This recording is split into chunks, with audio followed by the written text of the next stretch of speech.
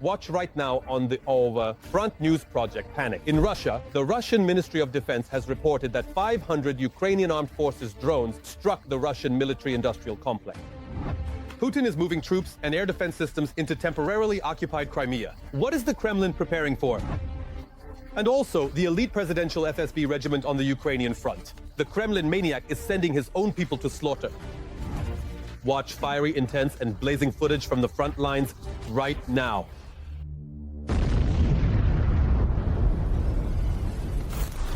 The bloody war continues. A war that Vladimir Putin and his gang unleashed on Ukrainian soil. The heroic resistance of the Ukrainian Armed Forces and the entire Ukrainian people in their fight for freedom continues. Greetings, this is Front News. I'm Vladimir Timoshenko. For the next 30 minutes, you'll get the truth about the war. It's brought to you by our journalists from the hottest combat zones. So, are you ready? Then, let's begin.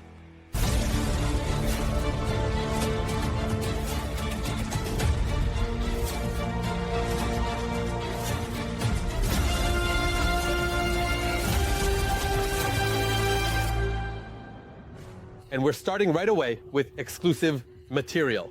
The Ukrainian army is now considered one of the most powerful in the world. Putin's Russia, which once claimed to be the world's second strongest army, is now feeling this very acutely.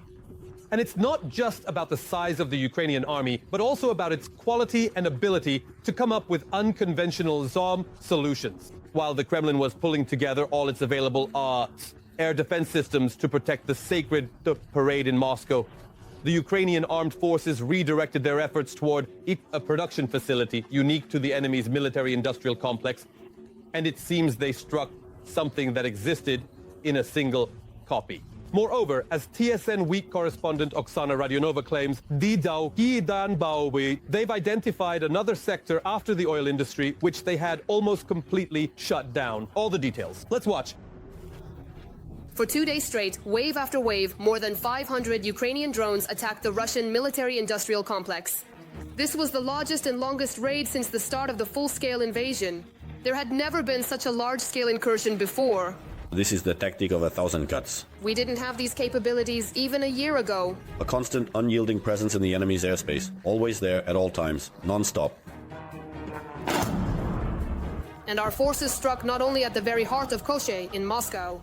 They also targeted the most sensitive spots, facilities that the Russians have only one of.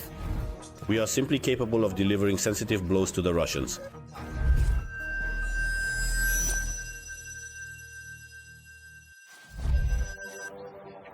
Here it comes again. Do you hear that sound? There it is. They won't be able to shoot it down over the fiber. Where are you looking? Our enemies let our drones slip through in the capital of Mordovia, Saransk. There they struck the first and only plant for the production of fiber optic systems.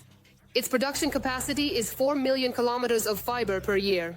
This is where they make fiber optic cable for enemy frontline drones, so halting production should help our guys on the front lines. Cable and optical cable arrived in Saransk. In Tal, Russia. Now, this is the only plant that supplies fiber optic cable on a large scale for the front, specifically for the Russian army. According to available information, the plant has suspended its operations for a certain period of time. Is that a car coming? Everything's fine. Everything's okay. At least 7 explosions were counted by locals at the Basalt plant in the Moscow region, Dana, the main defense enterprise in Russia, where weapons and ammunition are produced for all branches of the military. The area is burned out. What an idiot. Blazing Alloy is the only enterprise in Russia that designs and develops multiple launch rocket systems and munitions for the Solntsepiak. It was here that the Grads, Uragans, and Smerch systems were produced. This is one of the top priority weapons manufacturing enterprises in Russia. In Tula, our forces also attacked the Instrument Design Bureau, one of the flagships of the Russian military-industrial complex, which is engaged in the development of high-precision guided weapons. Now Ukraine is trying to destroy such enterprises, ones that have no equivalence within the Russian Federation itself. Here we see the tactic, the strategy, to destroy enterprises in Russia that are essentially one of a kind. And this is how the Kamaz plant in Tatarstan was ablaze. Overall, since the beginning of the year, Ukrainian kamikaze drones have attacked more than 24 defense industry enterprises in Russia. To fend off our UAVs, the Russians have deployed their alligators without which means the complexity of drone operations is increasing.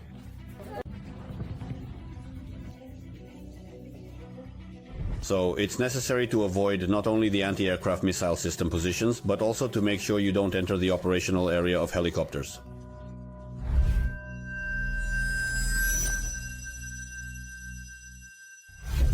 In addition, 2 military airfields were under our sights. The much-publicized Kubinka Air Base in the Moscow region, home to the regular participants of the Victory Parade, Putin's Knights, and Shaykovka, in the Kaluga region, which is a base for 2 22M bombers with missile storage facilities. At Shaykovka, in addition to the storage site for Kh-22 missiles, the storage facilities for fuel and lubricants were also hit.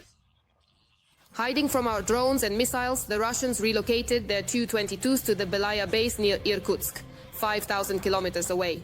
Such a maneuver, firstly, is a blow to their flight resources, and secondly, they won't be able to strike from there. That's them hiding their planes. In this way, they are hiding their aircraft from strikes on angles.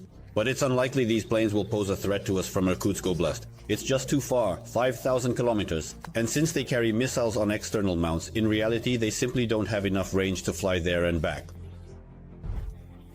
It was also affected by the fact that air defense systems were moved to Moscow. After all, Putin is more important than the airfields. To protect Moscow on May 9th, according to various reports, they transferred almost 200 air defense units there. They even put the experimental S-500, which is the Russian equivalent of the latest generation American Patriot, on duty. From the Far East, which is close to Japan, they are pulling S-300 and S-400 air defense systems closer to the European part of Russia. In the Far East, they are now putting up decoys instead. Our drones have grounded Russian civil aviation. Hundreds of cancelled flights in Russia shut down not only the 3 main airports in the capital, which meant Putin's guests could easily have missed the Victory Day celebration, but even the airport in Perm, which is more than 200 kilometers from our border, was closed. Russian aviation and no stop. Russian aviation already has problems with its aircraft. And now we're also starting to control the flights of Russian planes. The losses for the Russians are quite significant. 60,000 passengers have piled up in the airports. Just the financial losses alone have already exceeded the cost of at least a tenth of the drones launched. It was Nikolai Gogol who once said that fools and roads are Russia's main problems. Without aviation, it's 9,000 kilometers from Moscow to Sakhalin, a week-long journey. And that's if the road hasn't been washed out. So controlling regions over such distances is extremely difficult, and airline bankruptcy is looming. We're talking about tens of millions of dollars, according to our aviation expert. And during the drone attacks, entire Russian regions were left without mobile service and internet. And that also means significant losses, and everything they've lost will never become bullets or weapons for Putin.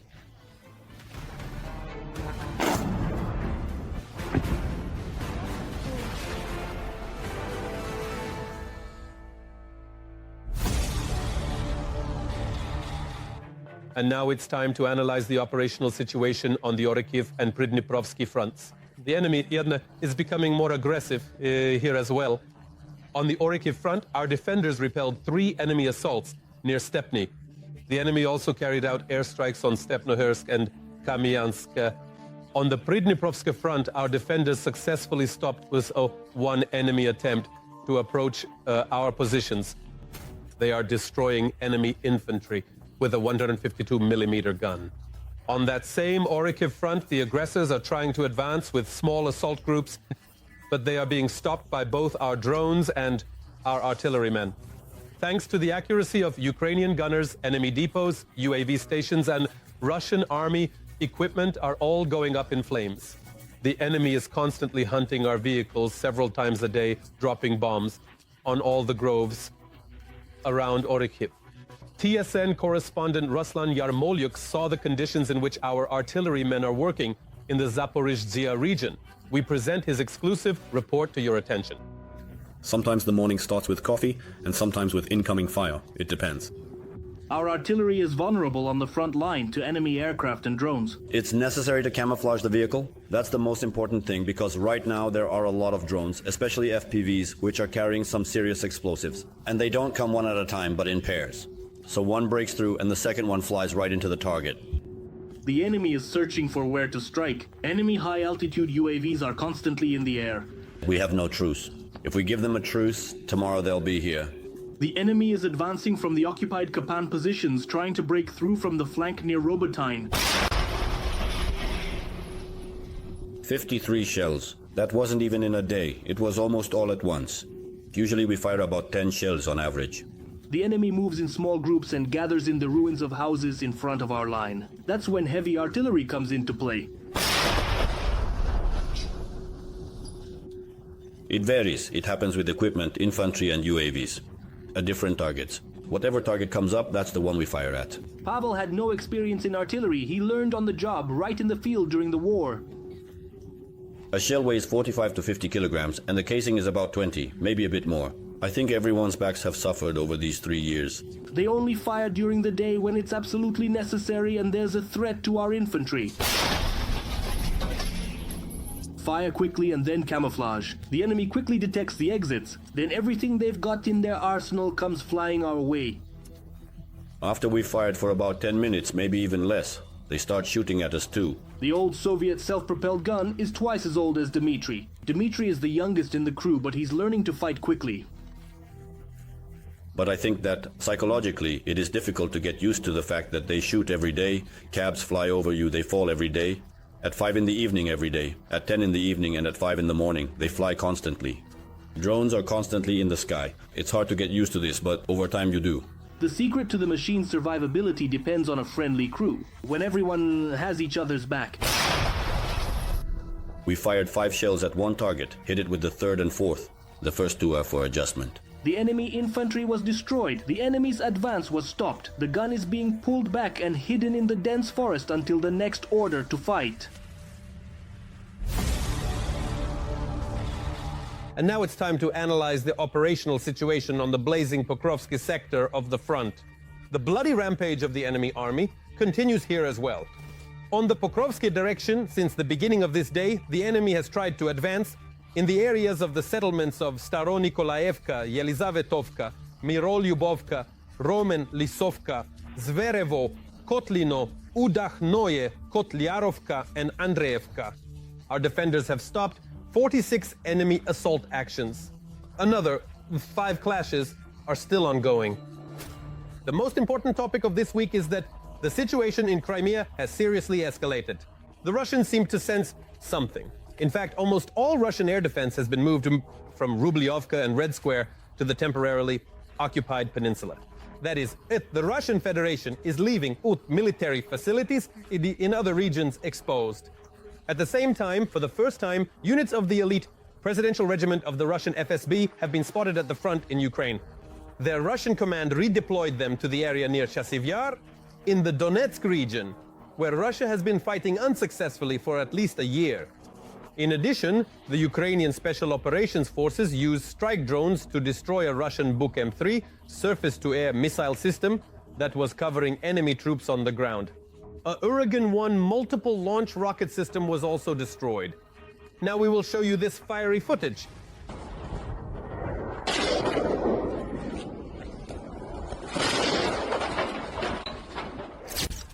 In these frames, you can see a strike on a bridge in the Kursk region in the settlement of Zvanoye. This happened during the evacuation of a truck that got stuck at the crossing due to logistics. The footage was taken from the phone of a Russian soldier. Meanwhile, as Russian territories and their people suffer, the occupiers are bringing air defense systems into temporarily occupied Crimea. Among the priority areas where the Russians are strengthening and will always continue to strengthen their air defense systems, Moscow comes first. This, of course, also includes St. Petersburg and Crimea. This allows them to influence, among other things, the theater of military operations on the territory of our country during the Russian-Ukrainian war. Apparently, Russia has no intention of stopping the war. The Economist reports that the aggressor country is actively ramping up the production of military weapons, especially drones. Ukrainian intelligence officers managed to find out about a new S-8000 Banderol missile, which is being developed by the Russian sanctioned company Kronstadt.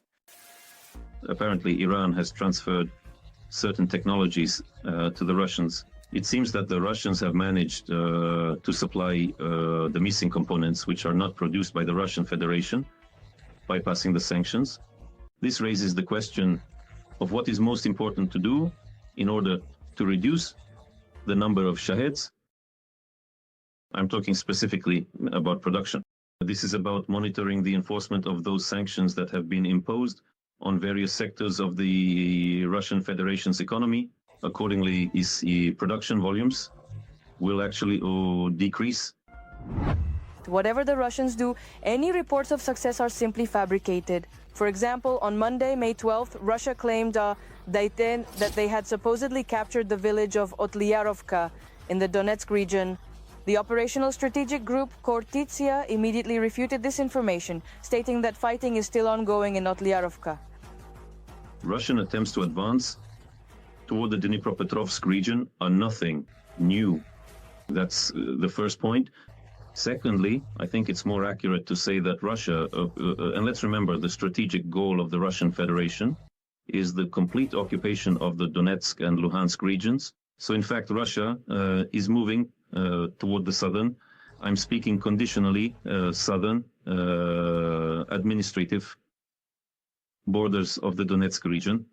It is precisely the south of the Donetsk region that serves as the direction toward Dnipropetrovsk. Therefore, accordingly, Russia will scale up all its movements, including in the information space. For the first time, units of Russia's elite FSB presidential regiment have reportedly been spotted on the front lines in Ukraine.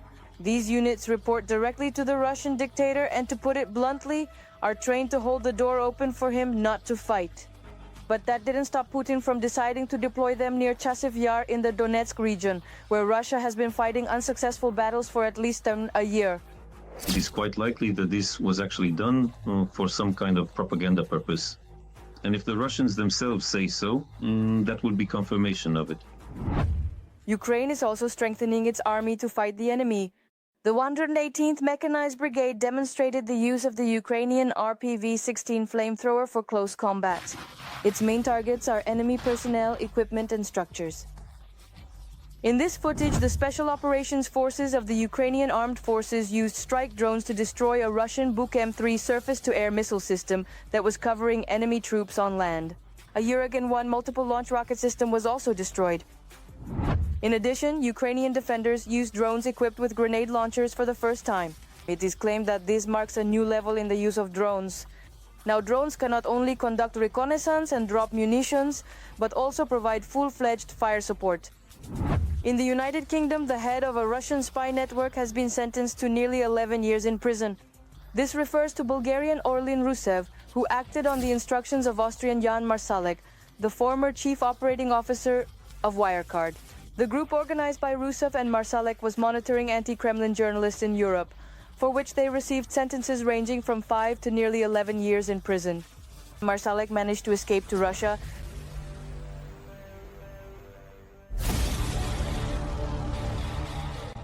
Now let's take a detailed look at the operational situation on the Lyman and Seversk sectors of the front. Let's be honest, these are sacred targets for Putin and his gang. Accordingly, the situation here is extremely tense as well.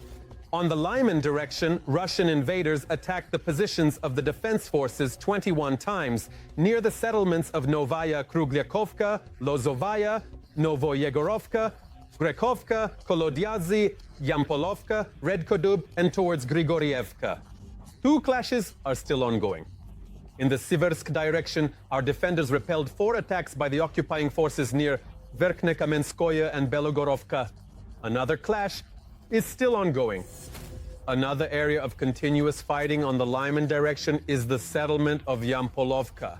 It is there that the enemy is trying to establish a bridgehead in order to cross to the western bank of the Chorny Zherebets River.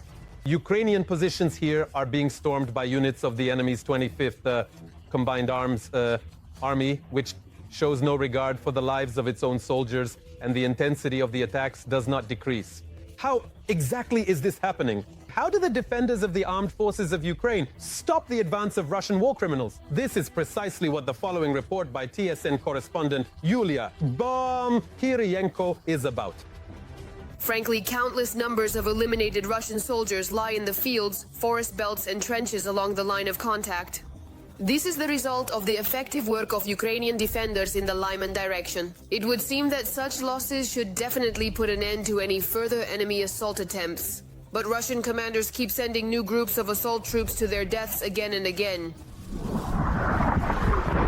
They charge straight ahead. They keep charging straight ahead all the time. If they have the opportunity, they push forward. Basically, it's just forward and forward, that's it. These are the soldiers of the 66th Mechanized Brigade named after Prince Mstislav the Brave. They are defending the Lyman direction, currently one of the most difficult sectors of the front. The Russians haven't been ordered to stop, so to speak, the active phase, at least not at this particular moment in time, as far as we know. Breaking through to Lyman in order to start putting pressure on Sloviansk from the northeast is the occupiers' long-term goal.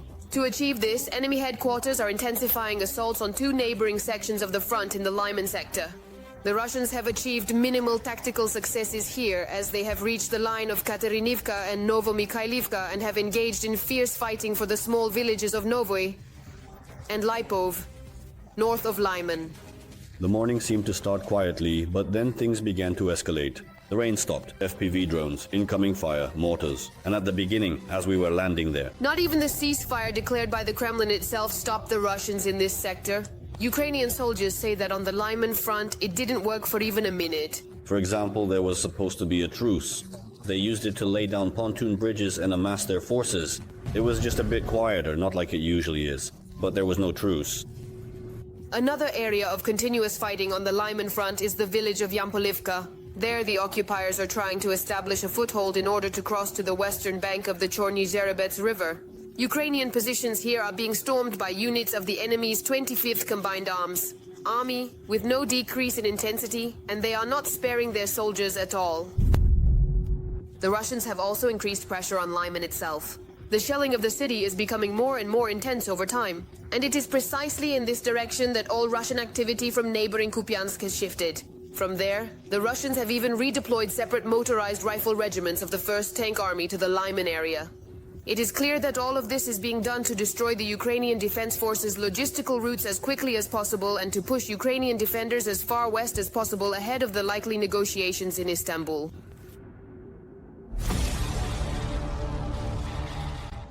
Now let's move to the Kramatorsk and Toretsk directions of the front. The Russian world continues here as well, to destroy, kill, and maim. In the Kramatorsk direction, the enemy attacked our defenders' positions 8 times, near the settlements of Chasiv Yar, Shiaitie, Iwaka, Hrihorivka, Bilahora, and Kurdyumivka. At the moment, one battle is still ongoing. 19 times, the Russians stormed the positions of Ukrainian units in the Toretsk direction, in the areas of Toretsk, Krimske, and Hlivitsia. All enemy attacks were repelled by our defenders. They pretend to be civilians. Putin's soldiers on the Orikhiv front change into civilian clothes in villages destroyed by their own bombings along the line of contact. In Robotine, a Ukrainian drone spotted a mortar firing at our positions and 2 young men in civilian clothing. Despite this Russian disguise, Ukrainian pilots destroyed the target. The next report by TSN correspondent Ishu Ruslan Yarmolyuk is about the work of pilots who go days without seeing daylight. They enter Orikhiv. They fly into Orikhiv and maybe even a bit further, but mostly they fly over Orikhiv. They look for equipment, and even if they don't find any, they just fire randomly. Now they're just firing anywhere. Whether civilian or military, for the enemy, it's all a target. The huge number of drones in the Orikhiv direction is changing the course of the war. By 100. The amount of fiber has increased by 100%. There is a lot more fiber now. Plus, strike aircraft have appeared. They're very widespread, like the Molnia, and even more advanced versions of the Molnia are now being widely used. As for the infantry overall, their infantrymen are quite well trained. They know how to operate under electronic warfare conditions, under FPV drone threats. They're generally well prepared. In other words, the enemy is evolving and learning from experience. Previously, the life of the infantry depended on artillery. Now it depends on drone pilots. Our task, our mission, is to prevent the enemy from advancing toward our infantry. These 2 guys work as a team. They monitor both the sky and the ground, search for the enemy, and destroy them with drone drops. They like to come in on ATVs. They like to come in on ATVs on motorcycles in small groups so they can stay mobile. But they haven't been successful because of various FPV and Mavic drone teams. We detected them even as they were approaching, and they were destroyed in front of our positions. Before the Easter truce, the pilots and artillery repelled a powerful assault by an entire enemy battalion using vehicles. Everything was burned, but the enemy still tries to move forward, using each new lull as cover. There were shelling, so no one really observed any kind of strong truce. They came out of the tree lines, tried to bring up ammunition, and attempted to deliver supplies closer to our positions. We spotted them and simply scared them off so they wouldn't approach our positions. Maxim's partner is old enough to be his father and learns all the secrets from the younger pilots. In war, the difference in age is erased. You have children the same age as these guys, so I don't feel it. Everything's fine. I say, I feel just like them when I'm with them. The hardest thing is working in the fog. In such conditions, you can't see anything and there are no landmarks. It's in this kind of weather that the enemy moves out to launch assaults. Because of the constant tension and staring at monitors, almost all the pilots already have eye problems. However, there's no one to replace them. There just aren't enough people. Of course, there aren't enough people. From a technological standpoint, there's also a noticeable shortage of drones right now. In fact, even the Mavics themselves are in short supply these days. The enemy hunts these fighters both day and night. That's why the positions are carefully camouflaged. 24/7. Our pilots spend 24/7 underground. For most people, sunlight is normal, but for our guys it's a luxury because going outside even once more than necessary means putting yourself in danger. Enemy pilots and enemy artillery are constantly searching for the pilot's location, so no one goes to the surface unless absolutely necessary. All the fields around are pockmarked with craters from enemy artillery strikes. On top of that, the enemy has started dropping chemical munitions. They drop them, throw grenades, and FPV drones are flying around. Recently, they dropped gas on a neighboring position. Every day, mortar fire rains down, artillery too, and if you stay here a little longer, you'll also hear the grads. 3 ranging shots, then half a cassette. If you see all those little dots near the tree lines, that's all near the tree lines, near us, near the infantry. They shell everywhere. But we're ready for this, we're used to it. We do our job, we're motivated, we're defending our land. After unsuccessful offensives, the enemy started dressing up in civilian clothes in Robotine and pretending to be civilians. Our pilots immediately saw through the enemy. I observed this kind of situation myself. We observed a situation where the enemy disguised themselves as civilians, as if they lived there, just sitting around like civilians, and behind the house there was a mortar. And before that, this mortar had been firing at our troops, at our infantry. We detected it and destroyed it. That's why they disguise themselves as civilians. But in reality, they're soldiers. You can tell they're young, you can see they're strong.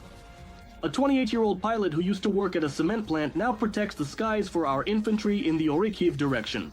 The aircraft has returned from reconnaissance. Now it's time for the bomber to go to work. Somewhere in the tree line, an enemy infantryman was spotted. It's very difficult to hit equipment with a grenade. This grenade, we're preparing it against infantry. Without sleep or sunlight, under constant artillery shelling and airstrikes. These crews protect the lives of our infantry even at the cost of their own.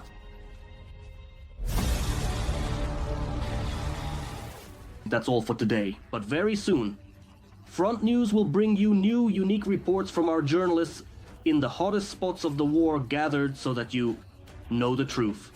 This was Volodymyr Timoshenko. Take care of yourselves and your loved ones.